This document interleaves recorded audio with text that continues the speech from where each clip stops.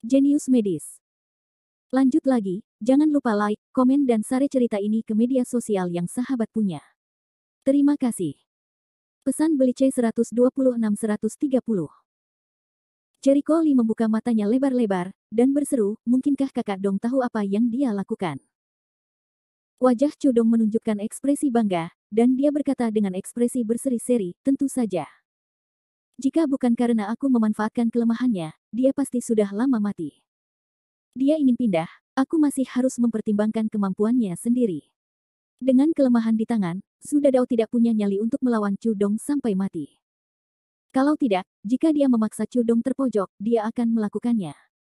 Hancurkan semuanya. Kakak Dong itu, apa kelemahannya? Jericho Lee merendahkan suaranya dan bertanya dengan rasa ingin tahu.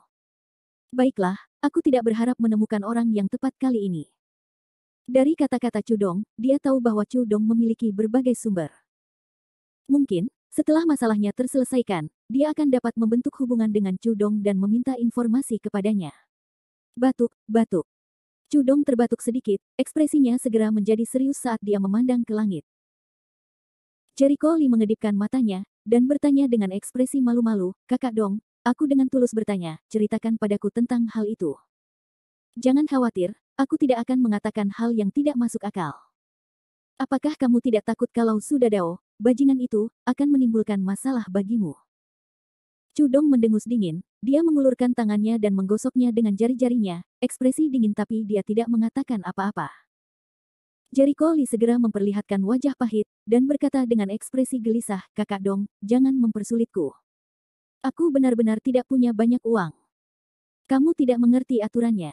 Chudong memelototinya. Alasan yang dia ucapkan tadi, bisa dikatakan murni untuk menebus perbuatannya saat ini. Salah satu anteknya mendengus, dia mencubit rokok di tangannya dan menatap Jericho Lee, bocah, jika kamu tidak punya uang, cepatlah enyahlah. Setelah Jericho Lee mendengar ini, ekspresinya menjadi lebih pahit.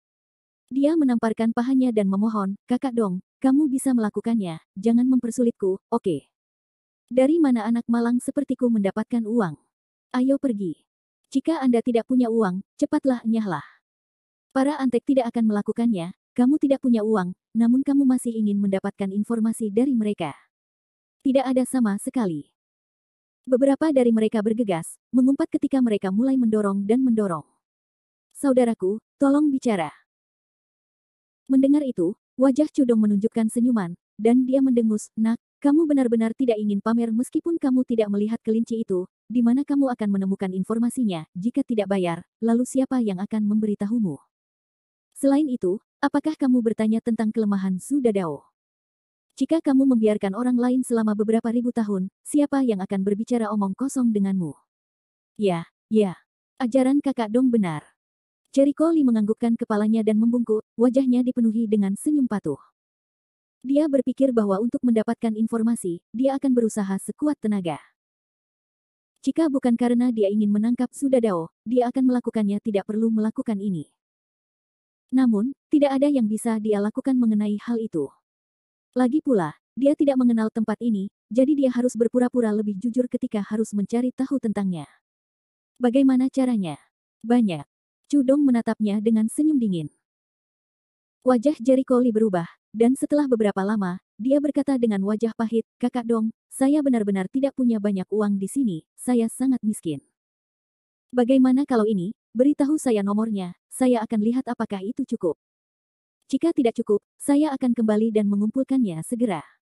Dia tidak berani sembarangan mengeluarkan sejumlah besar uang dari sakunya. Jika dia melakukannya, pasti akan menimbulkan masalah lagi. Mendengar ini, Chudong berpikir sejenak, lalu mengulurkan 3 jarinya. Ketika Jericho Lee melihatnya, dia bertanya ragu-ragu, 300. Bah. Chudong sangat marah ketika mendengarnya, dia hampir mengalihkan pandangannya ke arah mereka, dan mendengus, enyahlah. 300 dan Anda ingin meminta informasi. Apakah Anda pikir Anda mencoba menyingkirkan pengemis? Mungkinkah 3000? Wajah Jericho Lee sedikit berubah. Chudong menganggukkan kepalanya, dan menghembuskan seteguk asap, memberikan 3000 sudah sangat jarang, jika saya menemukan beberapa hal untuk ditanyakan, saya akan melakukannya pastinya tidak akan bisa menghentikan mereka tanpa 10 hingga 20.000. Mereka, yang dia bicarakan jelas merupakan kepala preman lain di area ini, orang-orang yang mendengarkan orang lain. Jericho Lee mengatupkan giginya, dan berjuang untuk mendapatkan lama sebelum akhirnya mengeluarkan 3.000 koin dari sakunya. Jari-jarinya gemetar ketika dia menyerahkannya. Kakak Dong, aku hanya punya sedikit uang ini. Cudong tidak sopan sama sekali dan merampas uang itu. Dia memelototi Jericho Lee, matanya dengan cepat menunjukkan ekspresi bahagia, seolah-olah dia takut Jericho Lee akan menarik kembali kata-katanya. Dia memasukkan tas itu ke dalam sakunya. Lihat dirimu. Cudong tertawa dan memarahi, tapi begitu dia mendapatkan uangnya, dia menepati janjinya dan melambai kepada Jericho Lee, kemarilah. Jericho Lee membisikkan sesuatu ke telinganya, dan dengan sangat cepat, matanya melebar, memperlihatkan ekspresi terkejut. Benar-benar. Bagaimana itu bisa salah? Kalau begitu terima kasih, Kakak Dong. Aku mengerti. Jericho Lee mengucapkan terima kasih beberapa kali, lalu berbalik dan pergi. Setelah yang lain pergi, Cudong mengeluarkan 3.000 yuan terakhir dan membaginya dengan saudara-saudaranya. Seorang antek mengambil uang itu dan berkata dengan gembira, Kakak Dong, apakah menurutmu bocah nakal itu benar-benar akan pergi mencari Su Dadao? Dari kelihatannya, dia pasti akan mencarinya. Cudong tidak berpikir bahwa Jericho Lee akan menghabiskan begitu banyak uang dan tidak melakukan apapun setelah mengetahui apa yang sedang dilakukan Su Dadao.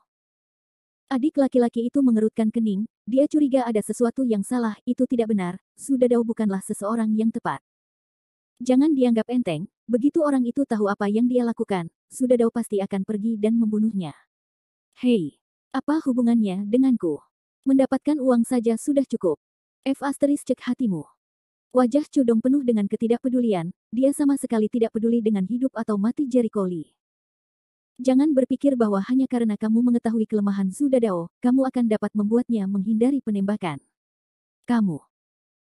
Ada banyak orang yang datang ke tempat Cudong untuk menanyakan tentang Su Dadao di masa lalu, tetapi kebanyakan dari mereka dipukuli sampai babak belur atau dibunuh oleh Su Dadao pada akhirnya.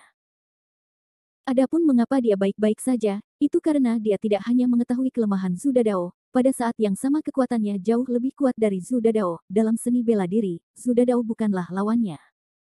Kalau tidak, dengan sifat pendendam Su Dadao, dia pasti sudah membunuhnya sejak lama. Bagaimana dia masih bisa menggunakan kelemahan Su Dadao untuk memungut biaya darinya? Jericho Lee tiba di jalan komersial yang jaraknya sekitar 4-5 km dari jalan Tangkou.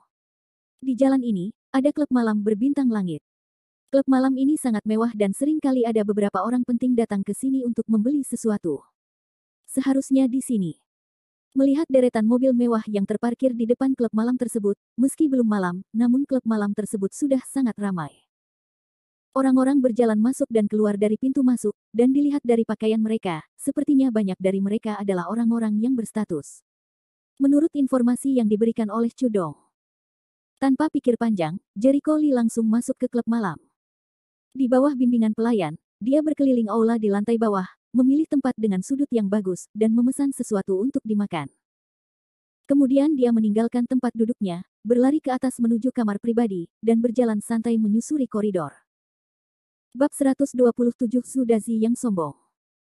Su Dadao ini punya hobi, dia hanya suka menyanyi. Saat dia bernyanyi, dia suka bermain dengan nona muda, dan dia membawa wanita itu berkeliling ruangan untuk membuat dirinya nyaman. Bang! Jericho Lee mondar-mandir di jalan setapak beberapa kali, ketika tiba-tiba dia mendengar suara seperti sesuatu terjatuh, diikuti dengan makian dan makian yang datang dari ruangan tertentu. Dasar jalang kecil. Kemarilah untuk Laozi.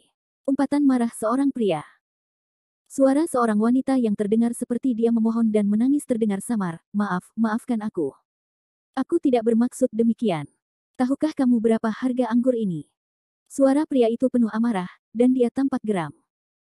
Jericho Lee memutar matanya, mengikuti suara itu, dia berjalan dengan tenang. Saat dia menempel di dekat pintu, dia mendengar keributan di dalam. Pria itu tampak sangat marah, bahkan menamparkan wanita itu dan menjatuhkannya ke tanah. Wanita itu terisak sedikit, terdengar sangat bersalah. Saat itu, Jericho Lee mendengar suara langkah kaki tergesa-gesa dari belakangnya.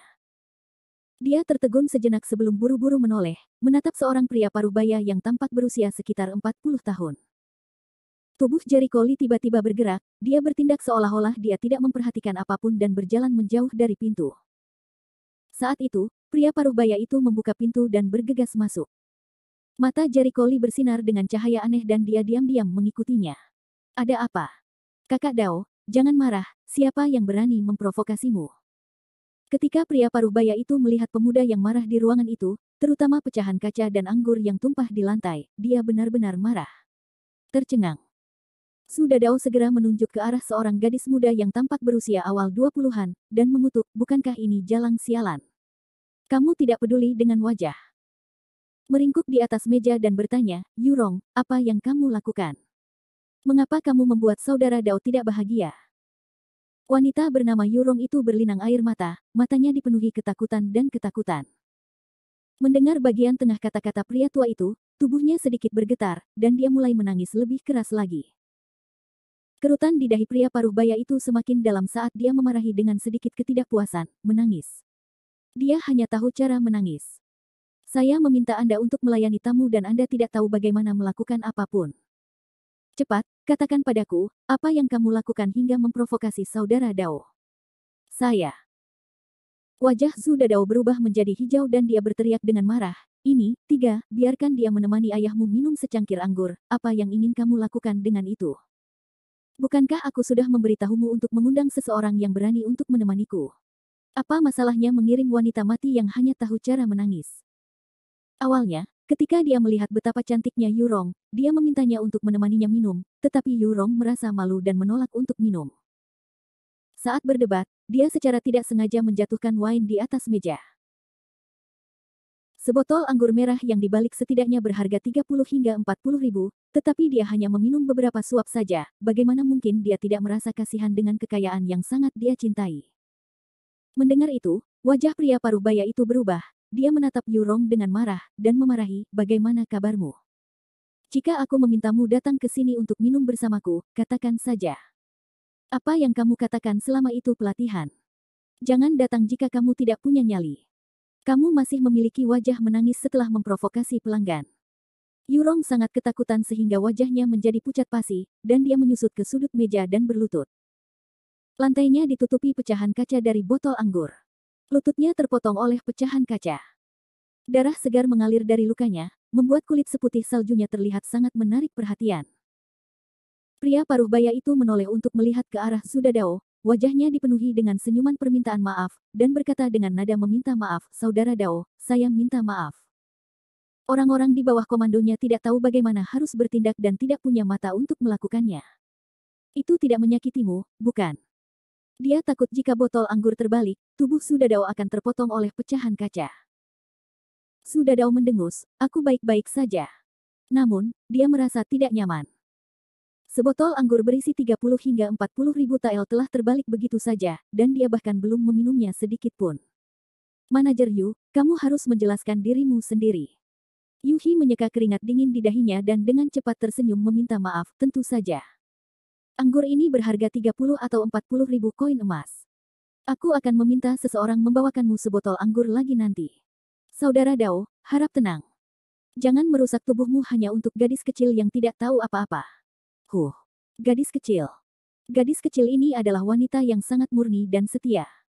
Seolah-olah aku ingin membunuhnya jika aku menyentuhnya, dan dia masih berani memukulku. Su Dadao menunjuk ke pipi kirinya yang merah. Kulitnya kasar dan tebal, dan kulitnya hitam. Bekas jari kelimanya berwarna merah cerah. Untungnya, dia telah meminum sedikit alkohol, yang menyebabkan wajahnya memerah. Jika tidak. Pada saat ini, seorang bawahan di samping dengan sinis berkata, Manajer Yu, nona muda di kamar sewaanmu punya nyali. Tidakkah mereka tahu bahwa saudara Dao ada di area ini dan tidak ada yang berani menyinggung perasaannya? Kamu berani memukul saber bro. Apakah kamu bosan hidup? Tepat sekali. Menurutku dia bosan hidup. Yuhi tidak pernah menyangka bahwa putri dari kamar barunya, sebuah klub malam, akan begitu berani hingga berani memukul pelanggannya. Dia berbalik dan menatap Yurong yang tergeletak di tanah. Ekspresinya sangat jelek, siapa yang memberimu keberanian untuk memukul tamu? Apakah kamu tidak ingin bekerja di sini atau apa? Cepat minta maaf kepada saudara Dao. Rong sudah lama ketakutan dan terpana. Setelah mengetahui bahwa orang yang dia sakiti sebenarnya adalah seorang tiran Dao, Su Dadao, yang tersisa di hatinya hanyalah ketakutan. Yuhi dengan marah berlari ke depan dan menendang Yurong ke tanah, apakah kamu bisu? Aku sudah bilang padamu untuk meminta maaf, apakah kamu mendengarku? Yurong jatuh ke tanah, separuh tubuhnya menabrak pecahan kaca di lantai. Tanah. Pecahan kaca tajam langsung menembus punggung tangan dan bahunya, dan darah langsung merembes keluar hingga membuatnya menangis kesakitan.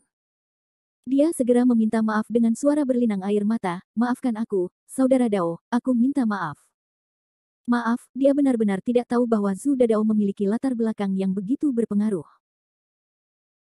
Melihat Yurong telah meminta maaf, hati Yuhi merasa lega, tetapi wajahnya masih memiliki senyum permintaan maaf. "Saudara Dao, lihat dia meminta maaf, mengapa kita tidak membiarkan masalah ini berlalu? Lupakan saja." Mendengar itu, Zhu Dadao menatapnya, meludahinya ke tanah sambil mengumpat, "Pui. Ayahmu sudah sangat dipermalukan, jadi bagaimana kita bisa membiarkannya begitu saja?" Dalam mimpimu, wajah Yuhi berubah, dan menjadi sedikit cemas. "Saudara Dao. Saudara Dao. Kamu tidak bisa melakukan ini, dia sudah meminta maaf, aku akan memecatnya nanti. Dia seorang pemula yang tidak tahu apa-apa, jadi dia membuat sedikit kesalahan. Anda dapat membelanjakan uang Anda di sini hari ini, dan semuanya akan gratis. Bagaimana dengan ini?" Bab 128 Peraturan Saudara Dao. Latar belakang Zhu Dadao tidaklah kecil, dan Yuhi tidak ingin menyinggung siapapun. Meskipun dia adalah bos klub malam ini, mampu membangun pijakan yang kokoh di kawasan yang ramai ini berarti dia memiliki latar belakang yang cukup baik. Yuhi sangat sopan kepada tamu manapun dengan latar belakang apapun. Lagi pula, jika dia menyinggung seseorang yang tidak bisa dia sakiti, maka dia akan menghancurkan seluruh klub malam. Omong kosong. Anda ingin mengirim saya pergi dengan uang hanya dari makan. Wajah Zhu Dadao dipenuhi amarah, dia tampak tak henti-hentinya. Mendengar itu, hati Yuhi berpikir, mungkinkah Zhu Dadao ini akan meminta harga selangit lagi? "Saudara Dao, tenanglah. Lalu menurutmu apa yang harus kita lakukan mengenai masalah ini?" Aturan lama yang sama. Zhu Dadao melontarkan beberapa kata dengan dingin. Ekspresi Yuhi berubah dan menjadi sangat jelek. Beberapa bawahannya memperhatikan ekspresinya dan mulai mendengus. "Manajer Yu, apakah kamu tidak tahu aturannya, Saudara Dao? Jika kamu tidak memiliki 20 atau 30 ribu koin emas, kamu bisa melupakannya. Ini terlalu berlebihan bukan?" Yuhi berada dalam posisi yang sangat sulit. Meskipun dia tahu cara Zhu Dadao melakukan sesuatu, jika dia benar-benar mengikuti instruksi Zhu Dadao, maka dia tidak akan bisa menyelesaikan masalah ini tanpa 30 hingga 50 ribu. Dia sangat memahami selera Zhu Dadao. Dia akan menimbulkan keributan meskipun itu masalah kecil, belum lagi pelayan klub malam tidak mau menemaninya minum anggur. Dia bahkan menamparnya sampai dia menjatuhkan sebotol anggur mahal. Banyak. Zhu Dadao tertawa sinis, sambil menunjuk ke arah Yurong yang tergeletak di tanah. Dia berkata dengan marah, "Jika kamu tidak mengembalikannya, apakah kamu percaya bahwa aku akan menghajarnya sampai mati sekarang? Sialan, kamu berani memukul Laozi, Laozi akan pergi ke rumah sakit setidaknya untuk beberapa ribu." Postur tubuhnya dengan jelas menunjukkan bahwa dia akan menghancurkan seseorang. Yurong, yang meringkuk di tanah, menjadi lebih takut sekarang. Dia ketakutan, takut Zhu Dadao akan memaksanya memberinya uang saat dia marah. Tapi dia hanya seorang gadis pekerja miskin, dari mana semua uang itu didapat? Yuhi tahu bahwa dia tidak punya pilihan selain memberikan uangnya kali ini, tapi sejujurnya, dia benar-benar tidak ingin memberikan uangnya. Awalnya, setiap kali Zhu Dadao pergi ke klub malam, dia akan memaksa sang putri di kamarnya untuk minum bersamanya. Jika dia tidak mau, maka dia tidak bisa memaksanya. Namun Zhu Dadao, sebaliknya, selalu memanggil beberapa putri untuk minum bersamanya. Kadang-kadang, dia bahkan meminta beberapa permintaan yang sangat keterlaluan dari para putri, seperti menelanjangi. Jika sang putri tidak mau mengajukan permintaan seperti itu, lupakan saja. Jika dia benar-benar bersedia, setidaknya dia harus membayarnya. Ini adalah aturan yang berlaku untuk setiap rumah tangga di industri ini. Namun Zhu Dadao tidak pernah memberikan uangnya, apalagi tip. Dia mengajukan tuntutan berlebihan pada sang putri, dan itu semua hanyalah masalah kecil. Kadang-kadang dia bahkan membuat sang putri mabuk dan akhirnya memberikannya. Dulu, ada beberapa siswi yang baru saja mulai bekerja, namun kini setelah jatuh ke tangan Zhu Dadao, mereka menjadi tidak bersalah. Dari lubuk hatinya, Yuhi sangat membenci orang seperti Zhu Dadao. Meskipun dia tidak membayar terlalu banyak uang, nafsu makannya terus bertambah, dan dia pilih-pilih. Tetapi dengan latar belakang Zhu Dadao, bahkan jika dia 10.000 kali tidak senang, dia tidak akan berani menyinggung perasaannya dengan mudah. Melihat Yuhi ragu-ragu, beberapa anteknya mulai berteriak lagi. Saya katakan, Manajer Yu, apakah uang lebih penting atau klub malam Anda lebih penting? Apakah Anda tidak takut kami akan menghancurkan klub malam Anda? Jika kamu berani memukul saudara Dao, jika kamu tidak membayar hari ini, kami akan membunuh perempuan jalang kecil ini. Aku ingin melihat siapa yang masih berani datang setelah kematian klub malammu ini. Satu kata, berikan atau tidak. Menghadapi sekelompok orang yang agresif, wajah Yuhi menjadi sangat jelek. Ekspresinya berubah untuk waktu yang lama, dan dia berpikir, aku masih bangkrut. Saat dia hendak membuka mulut untuk memberikan uang, sebuah suara acuh tak acuh terdengar di belakangnya. Yo. Manajer Yu, menurutku lebih baik kamu tidak memberiku uang ini. Semua orang tercengang ketika mereka berbalik untuk melihat ke belakang. Jericho Lee membawa senyum di wajahnya ketika dia melihat sekelompok orang, dan di bawah tatapan bingung mereka, dia berjalan ke kamar pribadi dengan tenang. Wajah Jericho Lee setenang air, matanya dengan cepat menyapu ruangan, dan ketika dia melihat Zhu Dadao dan yang lainnya, dia menemukan bahwa mereka tampak persis sama dengan foto yang dia miliki sebelumnya. Siapa kamu? Zhu Dadao mengukur Jericho Lee dari kepala hingga kepala. Ujung kaki, dan ketika dia melihat penampilan Jericho Lee dengan jelas, matanya tiba-tiba berubah dan menunjukkan ekspresi panik. Untuk menyembunyikan ketidakwajarannya, dia segera berteriak dengan dingin dan marah, dari mana datangnya orang usil ini? Enyahlah. Jericho Lee bertindak seolah-olah dia tidak mendengarnya. Saya tidak masuk ke ruangan yang salah, Jericho Lee tersenyum dan melanjutkan, saya baru saja lewat dan melihat ada pertengkaran di sini, jadi saya masuk untuk melihat apa yang terjadi. Namun, Yuhi mengerutkan kening, dia semakin bingung, dia tiba-tiba teringat bahwa ketika dia datang ke ruangan ini, dia sepertinya melihat Jericho Lee berdiri di luar pintu. Meskipun dia pergi dengan sangat cepat, dia memang pernah berdiri di luar pintu sebelumnya. Ekspresinya sedikit berubah, aku ingat sekarang, kamu berada di luar ruangan sebelumnya. Jericho Lee tidak menyangkalnya dan tertawa sambil mengangguk, ingatan manajer Yu tidak buruk. Saya memang sedang mendengarkan di luar sebentar, dan ketika saya melihat ada yang tidak beres, saya masuk untuk melihatnya. Mendengar ini, ekspresi Zhu Dadao menjadi semakin gelisah. Wajah beberapa bawahan di sampingnya juga menjadi cukup menarik. Karena mereka semua bisa mengenali, pemuda ini adalah Jericho Lee. Jericho Lee lah yang mereka percayakan tugas membuat keributan setiap malam dan melecehkannya, yang tidak bisa membaca. Kenapa dia muncul di sini? Beberapa antek tidak bisa tidak panik, mereka tanpa sadar melihat ke arah orang-orang mereka sendiri, menggunakan mata mereka untuk bertanya apa yang sedang terjadi, tetapi hasilnya jelas. Tidak ada yang tahu mengapa Jericho Lee mencari mereka. Yuhi menatapnya dalam-dalam, dan memberi isyarat untuk mengundangnya masuk, jika itu masalahnya, silakan pergi, Tuan. Sesuatu telah terjadi di sini, tetapi itu tidak ada hubungannya dengan Anda, Tuan.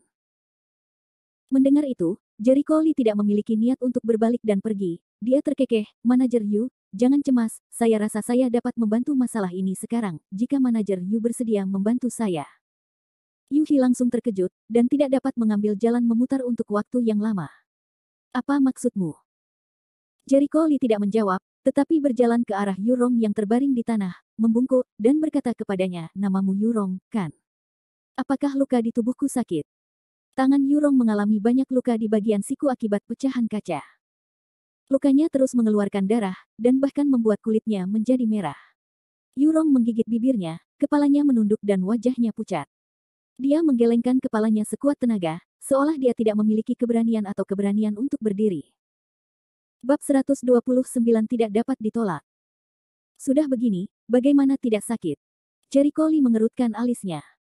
Dia tahu bahwa Yurong saat ini sangat takut di dalam hatinya, jika tidak, dia tidak akan begitu takut sehingga dia bahkan tidak berani mengatakan apapun. Dia meraih tangan Yurong dan mencoba menariknya. Tanpa diduga, Yurong dengan cemas menarik tangannya kembali, dia dengan cemas menggelengkan kepalanya, dia menutup mulutnya dan tidak berkata apa-apa, seolah dia tidak ingin berdiri. Jika kamu duduk di tanah seperti ini, tanganmu akan mudah terpotong oleh pecahan kaca lagi. Dengarkan aku, bangunlah. Jangan takut. Jericho Lee tidak memberinya kesempatan untuk menolak dan menggunakan kekuatan yang sangat besar untuk menariknya kembali. Yurong merasa dirinya ditarik oleh kekuatan yang tak tertahankan dan kuat. Kekuatan itu berkali-kali lipat lebih kuat dari kekuatannya dan dia tidak dapat berjuang bebas tidak peduli seberapa keras dia mencoba. Di bawah keengganannya yang ekstrim, dia hanya bisa berdiri, tubuhnya sedikit gemetar saat dia berdiri di sudut, kepalanya menunduk, tidak berani menatap Yuhi dan yang lainnya. Jericho Lee segera mengambil handuk dari meja, mengeluarkan pinset dan menjejalkannya ke tangan Yurong. Ambil ini, bersihkan sendiri, dan aku akan membalut lukamu nanti. Dia tidak peduli apakah Yurong menolak atau tidak, dan dengan sangat dominan menyeretnya ke sudut ruangan, jauh sekali. Dari pandangan Yuhi dan Sudadao, dia dapat dengan jelas merasakan bahwa setelah berada begitu jauh dari mereka berdua, wajah Yurong tidak lagi cemas. Apa yang coba dilakukan anak ini? Yuhi memperhatikan dengan kabur dari samping, matanya tidak pernah lepas dari tubuh Jericho Lee. Sejujurnya, tindakan Jericho Lee agak aneh. Sudadao dan yang lainnya juga memiliki tatapan gelap di mata mereka, karena mereka juga mencoba menebak mengapa Jericho Lee muncul di sini. Kenapa kalian semua menatapku seperti itu? Jericho Lee terkekeh saat dia berjalan kembali ke beberapa dari mereka. Dia memiliki senyuman di wajahnya, terlihat santai dan tenang. Yuhi mau tidak mau bertanya, apa yang kamu coba lakukan? Manajer Yu, bukankah aku sudah memberitahumu untuk tidak khawatir? Aku di sini untuk mencarinya. Jericho Lee mengangkat tangannya dan menunjuk ke arah Sudadao. Dia. Yuhi bingung. Wajah Sudadao sedikit berubah saat dia berkata dengan marah, "Nak, apa yang kamu coba lakukan? Apakah kamu di sini untuk membuat masalah bagiku?" Ya, dan tidak. Jericho Lee memandangnya, terus mengamati reaksi dan perubahan ekspresinya. Sudadao mulai mendengus dingin, "Bocah, jangan jadi bisu. Cepat, beritahu aku, siapa sebenarnya kamu? Kamu benar-benar tidak mengenalku." Jericho Lee menunjuk dirinya sendiri. Ekspresinya aneh, dia melihat Sudadao sedang marah, tapi dia tidak panik sama sekali. Siapapun yang tidak mengetahuinya mungkin akan mengira Sudadao tidak mengenalnya. Aku bahkan tidak mengenalmu. Jika kamu tidak mengatakan siapa dirimu, aku akan membunuhmu. Wajahnya dipenuhi amarah, dan ada sedikit kedengkian di ekspresinya. Benar-benar. Jericho Lee berkata sambil tersenyum yang bukan senyuman. Yuhi menepuk bahu Jericho Lee, dan bertanya dengan sungguh-sungguh, "Tuan, Anda benar-benar mengenalnya? Atau apakah Anda di sini untuk menimbulkan masalah?" Manajer Yu, apakah menurut Anda saya terlihat di sini untuk menimbulkan masalah? Jericho Lee menjawab dengan cibiran yang sedikit mengejek. Yuhi tercengang saat itu juga. Benar sekali, jika Jericho Lee benar-benar ingin menimbulkan masalah, maka dia akan memikirkan cara untuk menimbulkan masalah, atau bahkan mengutuk seseorang ketika dia membuka mulutnya. Dengan begitu, masyarakat akan lebih mudah marah dan menimbulkan masalah. Jericho Lee bersikap tenang dan tenang sepanjang waktu, seolah-olah dia berusaha membantunya meredam kemarahan Sudadao. Tidak peduli bagaimana dia melihatnya, dia tidak tampak seperti seseorang yang datang untuk menimbulkan masalah. Jericho Lee memandang Sudadao dengan dingin, "Sudah cukup. Berhentilah bertindak di sini, apakah kamu pikir aku tidak tahu siapa kamu? Jika kamu punya nyali untuk berlarian di sekitar klinik Suande pada malam hari dan menimbulkan masalah, kamu tidak akan melakukannya. Tidak punya nyali untuk mengakuinya." Saat 4 kata, klinik Suande, keluar dari mulutnya, ekspresi Sudadao dan yang lainnya segera berubah dan sedikit kepanikan melintas di wajah mereka. "Enyahlah. Aku bahkan tidak tahu apa yang kamu bicarakan. Berhenti memfitnah Laozi." Sudadao langsung menyangkal, tapi hatinya kacau. Jadi alasan Jericho Lee mencari mereka adalah karena hal-hal yang mereka lakukan sudah terungkap. Bagaimana ini mungkin? Mereka melakukannya dengan cara yang begitu rahasia, dan mereka melakukannya selalu di malam hari. Jericho Lee tidak pernah menemukan mereka bahkan ketika dia bergegas keluar dari kamarnya, jadi bagaimana dia bisa mengetahui bahwa merekalah yang menciptakan kebisingan? Tidak. Jericho Lee pasti tidak akan tahu, dia pasti menipu mereka. Mereka pasti tidak bisa dibodohi seperti ini. Sudut mulut Jericho Lee bergerak-gerak, ekspresinya penuh ejekan dan penghinaan, "Kakak sabar yang bermartabat, mengambil uang seseorang dan mengambil uang untuk menyelesaikan masalah, namun kamu bahkan tidak punya nyali untuk mengakui kesalahanmu." Dia hanya seorang pengecut. Begitu dia mengatakan itu. Dia sudah mengenal Sudadao selama bertahun-tahun, namun tidak ada yang berani mengejeknya seperti ini. Apakah anak ini lelah hidup? Dia tiba-tiba menoleh, hanya untuk melihat ekspresi Sudadao yang benar-benar gelap, dan seluruh wajahnya dipenuhi amarah saat dia berteriak, "Bocah, tahukah kamu apa yang kamu katakan? Bahwa kamu pengecut." Jericho Lee mengejek. "Bajingan. Anda benar-benar berani memarahi saya. Su Dadao menjadi semakin marah, matanya menatap lurus ke arah Jericho Lee, kamu sedang mencari kematian. Bahkan tidak membaca. Kamu pikir aku tidak bisa menangkapmu? Su. Dadao sangat marah, dia menunjuk hidungnya dan mengutuk, omong kosong ibumu. Aku, ayahmu, tidak pernah melakukan hal tercela seperti itu. Jika kamu berani memfitnahku lagi, aku akan membunuhmu sekarang juga. Ha. Aku tahu kamu tidak akan mengakuinya. Wajah Jericho Lee tanpa ekspresi. Dia mengeluarkan ponselnya dan segera menyalakan videonya, lalu mengarahkannya ke mereka. Meskipun tidak ada suara di video itu, namun sangat jelas. Saat itu sekitar jam 9 malam. Ada tembok di layar dan jendela di dinding. Ada cahaya yang menyinari jendela, dan terlihat kepala seseorang menunduk saat dia sedang membaca buku. Di sisi lain dinding, di sudut sebelah di jendela, ada beberapa orang yang menyelinap. Orang-orang itu memegang ponsel dan pengeras suara, sesekali saling berbisik.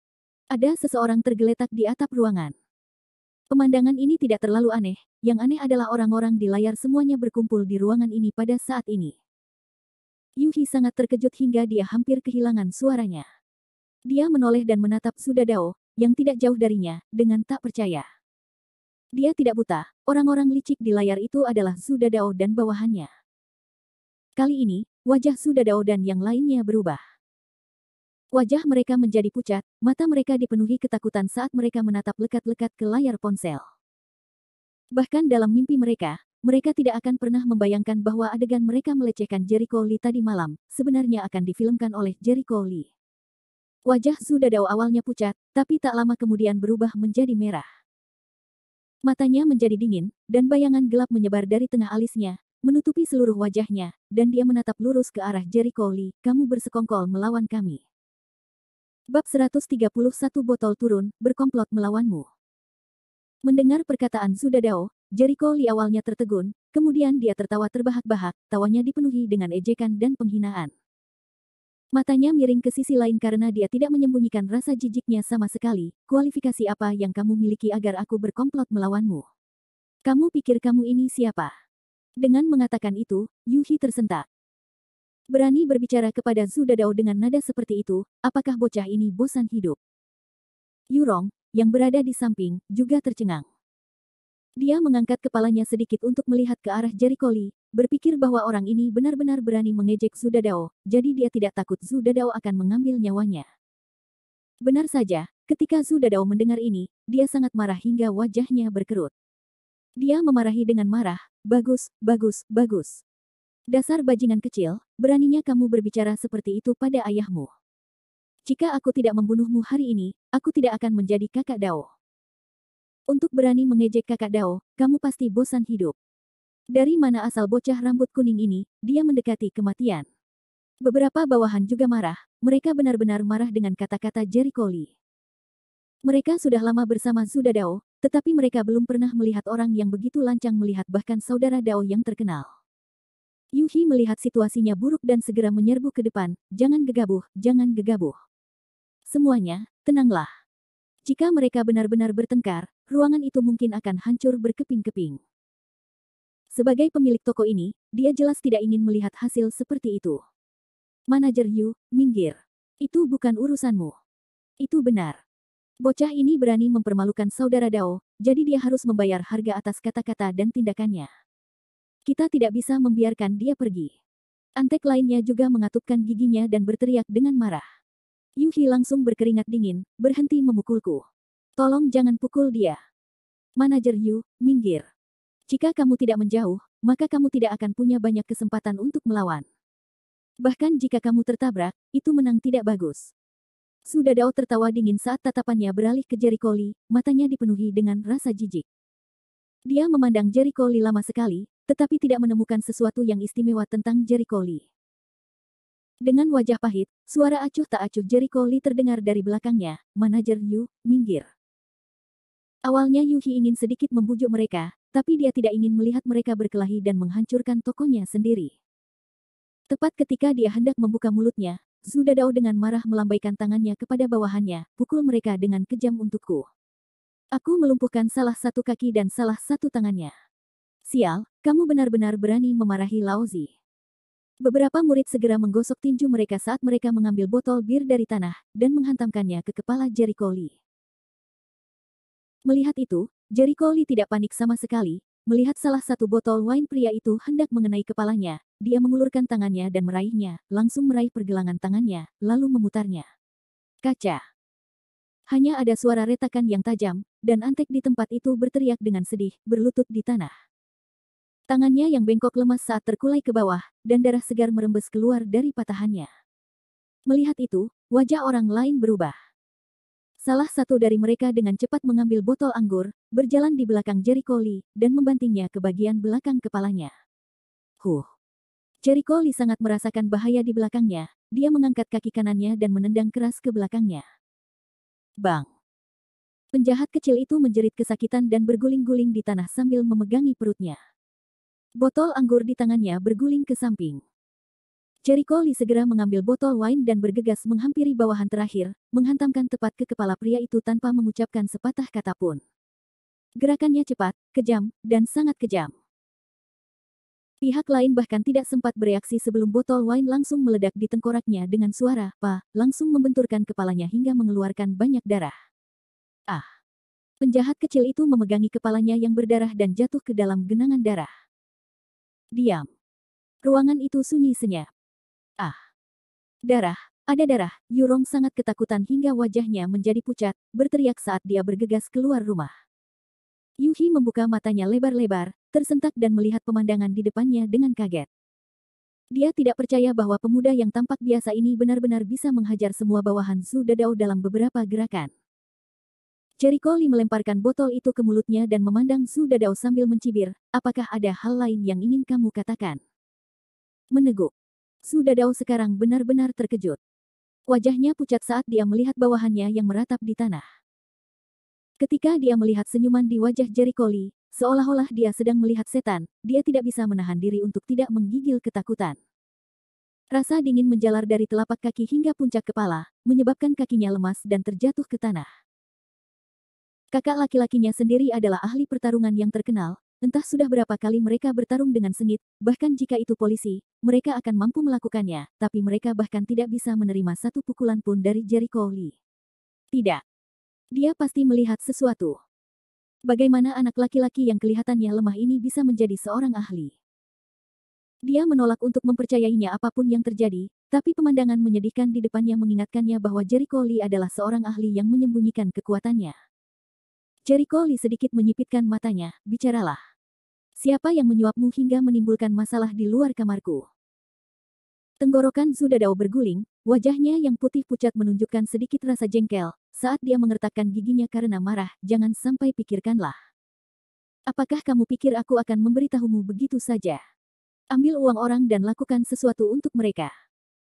Jika dia membeberkan informasi majikannya, maka dia tidak perlu lagi menjadi pejabat. Jangan katakan itu.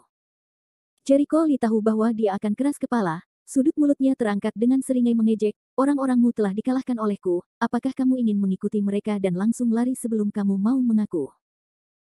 Wajah Zhu Dadao berubah, dia mengepalkan tinjunya, urat di wajahnya menonjol, kamu pikir hanya karena kamu mengatakan itu, aku akan takut padamu. Berhentilah bersikap sombong di depan Laozi. Jika kamu berani menyentuh Laozi hari ini, Laozi akan mengambil nyawamu nanti. Dia sudah lama merajalela di daerah ini bukan karena dia tahu cara bertarung, juga karena dia punya banyak saudara, tapi karena seseorang melindunginya dari atas. Kamu menginginkan nyawaku. Jericho Lee berkata dengan senyuman yang bukan senyuman.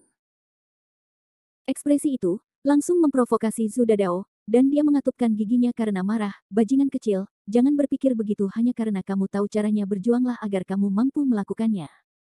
Aku bisa menghancurkanmu sampai mati sesukaku.